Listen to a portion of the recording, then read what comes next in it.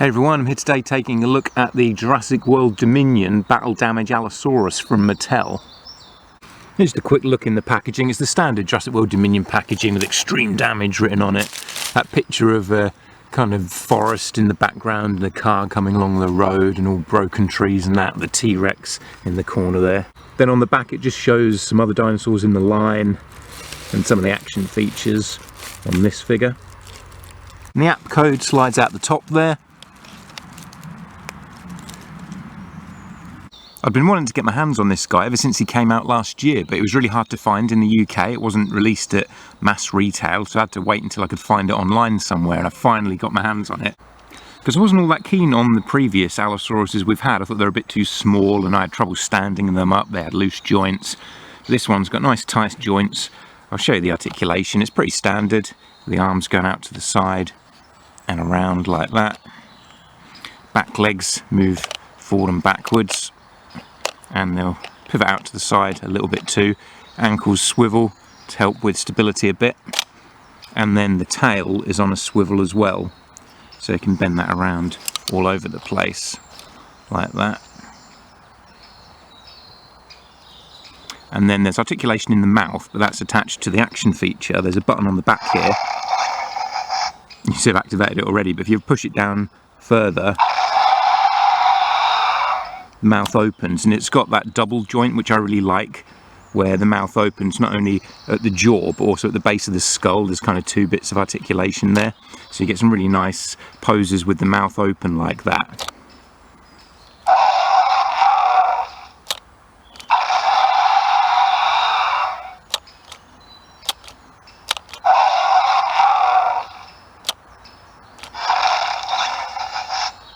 So there's a few different sounds.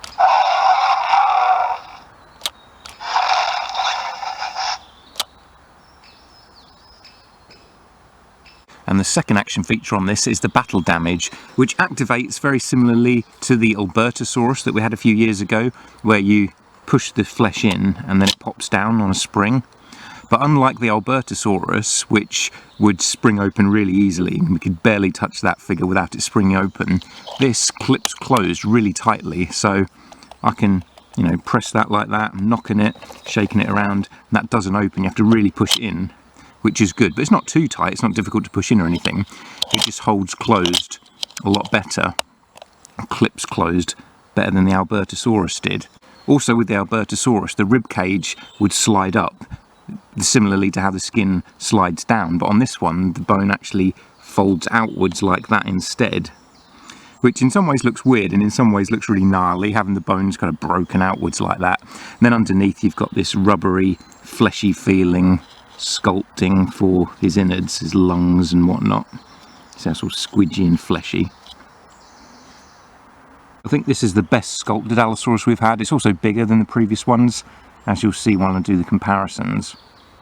But I like the paint job on this better than the older ones too. Very dark blue along the back, going onto the tail and the top of the thighs, and then the rest of it's a sort of grey colour, browny grey. Nails on the front claws there aren't painted, which is kind of a shame because it's got quite long claws at the front, so it's a bit more noticeable. Sometimes it doesn't bother me that they're not painted, sometimes it does. I feel like with these longer nails they really need to be painted. I love the look of this Allosaurus. It's so nice to finally have an Allosaurus toy that I actually like, because it's a dinosaur I'm keen on, but I really wasn't very fond of the previous figures Mattel released of it. It's got a blue tongue which looks kind of strange, but all the other ones had that darkish bluish tongue as well, so it does fit in with them. But it's kind of a strange detail that the Allosaurus always gets a blue tongue.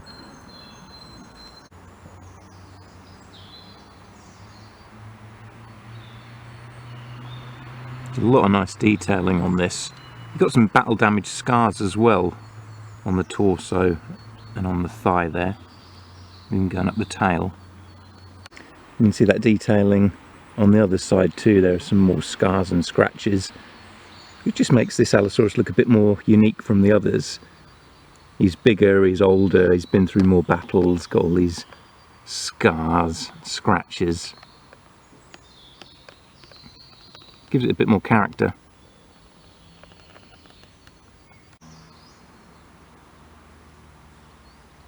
And for a comparison, here it is next to the first Allosaurus we got, based on the design from Fallen Kingdom, which looks quite a bit different, and it's not as good, but I think most people now consider this one kind of a juvenile Allosaurus. This was actually the first Jurassic World toy I got, along with the Baryonyx and Velociraptor Blue. When I first saw them, I was really excited. This is electronic as well, and you can see it's got that dark tongue inside too. This one makes some noises.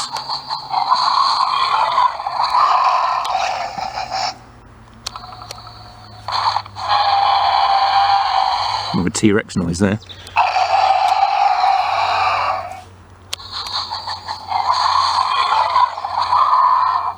And here's the Battle at Big Rock Allosaurus, which isn't electronic, but it's far more similar in design, just smaller, and it's a lighter colour blue and a lighter colour underneath.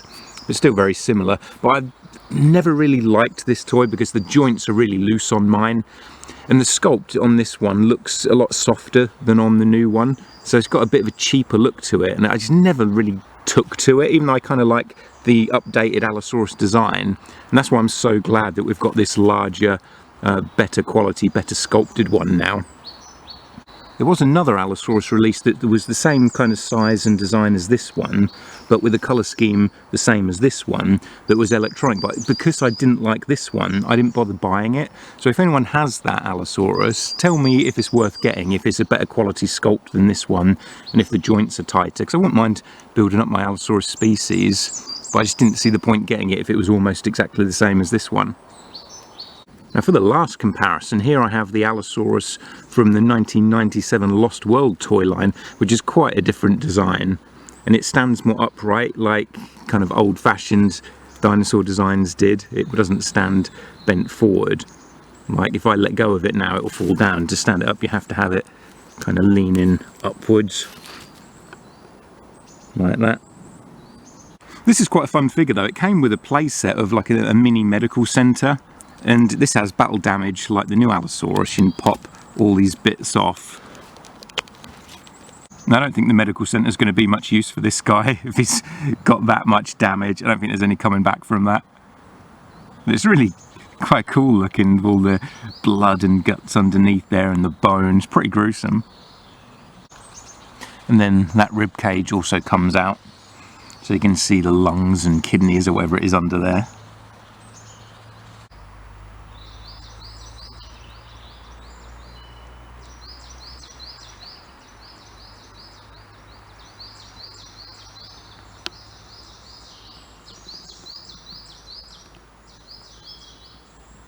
I'm so glad we've got this new Allosaurus because it's far better than all the others we've had. The detailing's a lot better. I like that it's bigger as well. The other ones always felt a bit too small to me. Joints are nice and tight. It's just a great quality dinosaur. So thanks for joining me for this look at the Battle Damage Allosaurus. I know I'm a bit late to the party with this. This came out about a year ago now almost, but I just haven't been able to get hold of it till now, but I'm still really excited to have it.